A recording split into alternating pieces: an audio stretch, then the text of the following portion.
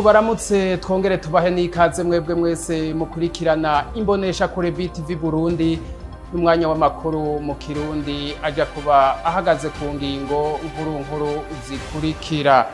Amafaranga azova mu butare azofasha abenegihugu mu kubaka amabarabara, ibitaro vyiza, amashuri n'ibindi bivugwa n'umukuru w'igihugu c'u Burundi Evariste Ndayishimiye. Twabateguriye muri ano makuru. Abanyagihugu bamwe barahitanwa n'ingwara ya malaria biturutse ku kutamenya. Muganga Bowaze Nibitanga avura ingwara zitandukanye, agahamagarira uwo wese yibonye ko ibimenyetso kwihutira kuja kwa muganga. Nibinyene twabibateguriye muri ano makuru. Twabateguriye kandi n'ayavugwa mu yandi makungu, aho ni nko muri Afrika y'uburengero no hagati, aho havugwa imyuzurira y'amazi nayo ikiza ca Mpox kikaba kibandanya kurandagata muri Afrika. Ibi n'ibindi ni mu kanya isase, sangwa ikaze. Ndasubiriye kubaramutsa. Ano makuru tuyahere mu gisata c'ubutare. Amafaranga azova mu butare azofasha mu kubaka amashuri, amavuriro hamwe n'ibindi bitandukanye, byavuzwe n'umukuru w'igihugu c'u Burundi Evariste Ndayishimiye aho yari kararangiza urugendo rwitiriwe Karavane Inkebuzo hano i Bujumbura. Kurikira. Mu gihe hari abarundi bibaza ko amafaranga azova mu butare bazoyagabura, umukuru w'igihugu c'u Burundi Evariste Ndayishimiye aributsa ingene ubutunzi bw'igihugu bushobora gushikira abenegihugu. Hariho abaciye batangura kuvyina ngo bararosa amahera, banazi yuko umenga ngo abarundi bazoca bayagabura. Hariho abantu batazi ingene igihugu gitunganywa mu vy'ubutunzi. Amahera asa y'umuntu n'ay'abarundi bose. Ntibavangwe ngo tugabura ngo duce tujahe. Ahubwo amahera y'igihugu araramira bene gihugu mu kuzana umushinge w'iterambere ryabo. Nk'akarorero, hari amabarabara abene gihugu babarose aho bagirira ubudandazwa rwabo, ingene ingenzi zigenda. Iyo twubatse ibitaro vyiza, hakubakwa amashuri meza, ivyo vyose amahera y'igihugu nico akora. Aranamenyesha kandi ko abahinga bariko baregeranya ibikenewe kugira Uburundi buronka ivyo bushorera hanze vyoteza imbere igihugu.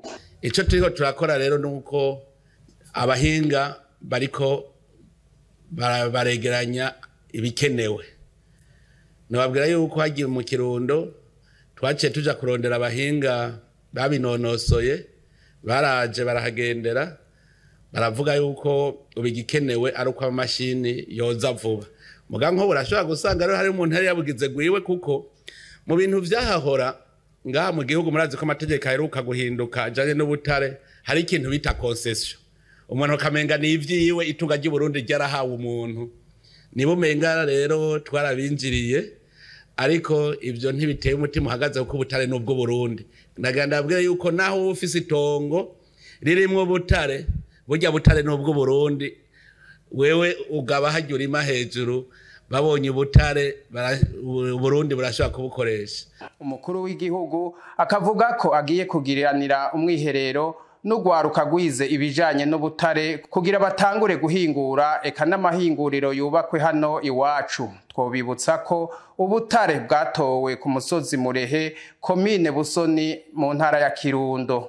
Ano makuru tuyabandanirize mu gisata c'amagara y'abantu. Abanyagihugu bamwe barahitanwa n'ingwara ya malaria bivuye ku kutamenya. Muganga Bowaze Nibitanga yanonosoye kuvura ingwara zitandukanye, agahamagarira uwo wese yibonye ko ibimenyetso kwihutira kuja kwa muganga. Ni inkuru ya mugenzi wacu Anirohine Kakunze. Ingwara ya malaria irahitana abantu batari bake biturutse ku kutamenya. Bamwe bahitamwo kwigurira imiti batandikiwe na muganga, abandi bakikeka ko bahawe ishano. Bisigurwa na muganga Bowaze Nibitanga, yongera ahimiriza ubugizi ibimenyetso vya malaria ko yo kwipimisha hakiri kare. Hariho abantu bagendana ingwara ya malaria kandi igihe imisi itari mike, ntibamenye ko bagendana malaria kubw'impamvu zo kutamenya. Icambere hari abantu bamaze kugira novuga ko bamaze kumenyera yuko iyagwaye aja kwigurira imiti muri farmasi, kuko ibimenyetso vya malaria ni ibimenyetso biza bitandukanye kandi bisa n'izindi ngwara. Rero mu gihe umuntu kumva ariko yumva umutwe umeneka cyangwa kumva umengo arafise intege nke mu mubiri, usanga yihutira kuri farmasi ngo mutunini tw'umutwe cyangwa numva umushushe, mutunini twamfasha ku bushuhe cyangwa ndadahwa, mutunini dufasha kudahwa. Kombe agendana malaria. Malaria ni ingwara mbi kandi yica. Rero abenshi bamaze kumenyera, bamaze kugira akamenyero kabi, bagasanga mbere iyo malaria kwibagendamwo bakihutira kwiyumvira ngo nishano. Nivyo bintu muri no misi novuga ko byaraje kuvugwa mu bantu ngo ishano mu gihe agendana malaria. Ivyo tubivuze kuko hari benshi usanga bajuragirika hirya no hino ngo bagiye kwivuza ishano, mu gihe bashitse kwa muganga tugagira ibipimo tugasanga kumbe agwaye malaria, yatanguriye ku miti atacu yo mufasha.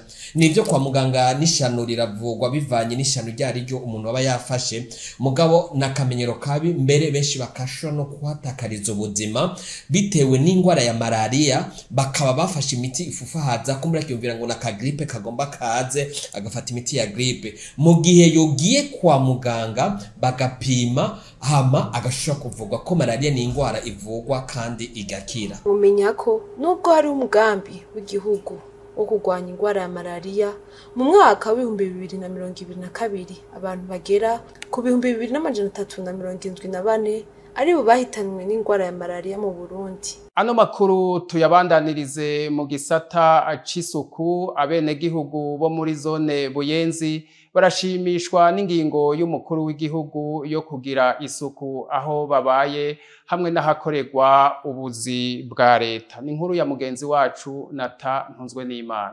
Abenegihugu bo muri quartier Buyenzi barashima cyane umugambi wa nyenicubahiro umukuru w'igihugu Evariste Ndayishimiye yashikirije wo gusukura aho umuntu abaye. Gize neza kubera yabwiye abantu bakora isuku, twashimye cyane kandi twanezerewe cyane. Abantu bari barengeje umwanda babikoze ukwezi kuzima, hari ikintu kanaka cyo hindukamo natwebwe banyagihugu tukaca tumva neza isuku rikaba ryiza cyane. Kandi banisuku twararitanguye, barani imisingi yose irasukuye isa neza. Ingingo twayifashe neza, twakire neza kabisa, kuko ni neza y'umunyagihugu we wese. Isuku neza turarikora uko mukuru w'igihugu yabitegetse. Bana bose twarateguye, harateguye neza. Naho nivyo mibona namwe murabibona. Je twiyingingo twakiriye neza cyane gose, ko ni neza yakira umuntu we wese. Ingingo yo kuri isuku twayakiriye neza, kandi ibintu byo kuri isuku birakenewe, ko ntawonezerwa kuba ahantu hacafuye, munanezerwa kuba ahantu hari isuku. Baratubwira kandi ko biteguye gusukura quartier Buyenzi ku buryo ibirakarurira yandi makartier yose. Tubiteguye gukora isuku nyene nkuko abandi barikora, tugafata imikubuzo n'ibipawa n'imisinge yose n'imifregi yose kamera neza. Ibintu byose tuza gukora tuboneke yuko bimeze neza kugira abantu nibagwara amakorera n'ingwara zitandukanye. Natwebwe banyagihugu tukaca tumva neza isuku rikaba ryiza cyane, kandi twashimye cyane adukorera inguvu kugira n'abandi banezeregwe, n'abandi babone yuko quartier Buyenzi ifise isuku, n'abandi bo mu makartier atandukanye babone yuko bimeze neza cyane nabo baze barakora isuku. Mwamenya ko umugambi uri kuritabirwa n'abenegihugu bo mu gisagara ca Bujumbura bagize amakartier atandukanye. Imbere yo kurangiza ano makuru twari twabateguriye, dukubitire gato hanze y'amazi turabe ayavugwa mu yandi makungu twateguriwe na mugenzi wacu Ani Lorine Kakunze. Imyuzure y'amazi iriko iratera muri Afrika yo hagati n'iy'uburengero imaze gutera abantu barenga 700 nkuko bivugwa n'umuryango ujejwe guhuza ibikorwa mu by'ubutabazi. Iyo myuzure yatewe n'imvura nyinshi cyane yaguye muri ako karere haciye amezi 2 gusa. Ibiro bijejwe guhuza ibikorwa by'ubutabazi birahangayikishijwe n'uwo mwuzure wo muri ako karere kubera urugero rw'ico kiza. Ishirahamwe ry'ibihugu by'ubumwe bya Buraya rifatanije n'abafatanyabikorwa baryo ryakomeje gushigikira intwaro z'ibihugu byatewe n'imyuzure. Ifashanyo itangwa harimwo no gutanga ibifungurwa, uburaro, amazi n'isuku. mu kwishura ku ngorane z'ihindagurika ry'ikirere zosubira kubaho muri ako karere, ikigega c'ishirahamwe mpuzamakungu ONU kijejwe gufasha mu bihe vyihutirwa muri uyu mwaka carahaye amadolari miliyoni 10 intwaro za Repubulika Iharanira Demokarasi ya Kongo na Niger. Iyo mfashanyo igamije kugabanya ingaruka z'ihindagurika ry'ikirere, cane cane imyuzure iguma itera ubwoba ubuzima bw'abantu amamiliyoni muri Afrika yo munsi ya Sahara. Tubandaniriza amakuru yo mu makungu muri Afrika nyene. Ubumwe bwa Afrika bwatangaje ko ubuzima bwa bose buzoba bwihutirwa kubera ikiza c'indwara ya Mpox, mbere yitwa Monkeypox, kiriko kiragwira muri Afrika. Kuva muri mukakaro w'ibihumbi 2022 abantu bagera ku 38,465 barafashwe n'iyo ndwara mu bihugu 16, bituma abantu 1,456 bapfa, bikaba vyongereye cane kwijana na 60% kwijana muri 2024 ugereranije n'umwaka uheze. Iryo tangazo rizotuma ubumwe bwa Afrika buzoshobora kurekura amahera yo gutuma abantu bashobora kuronka incanco. Ishirahamwe mpuzamakungu OMS iriko iritegurira gusuzuma nimba Mpox ikwiye gushigwa ku rugero rwo hejuru rw'indwara zikomeye ku isi yose, kuko uwo mugera ubandanya gukwiragira. Ahanini ukaba ufata abana bari munsi y'imyaka 15, bakaba ari bo bafise 60% by'abagwayi. Nino ngaha rero tuciye turangiriza ano makuru twari twabateguriye. Tubakengurukire mwebwe mwese mwashoboye kuyakurikirana, tubatumirira kubandanya mukurikirana ibiganiro bica kumbonesha kure yanyu BTV Burundi naho gutaha.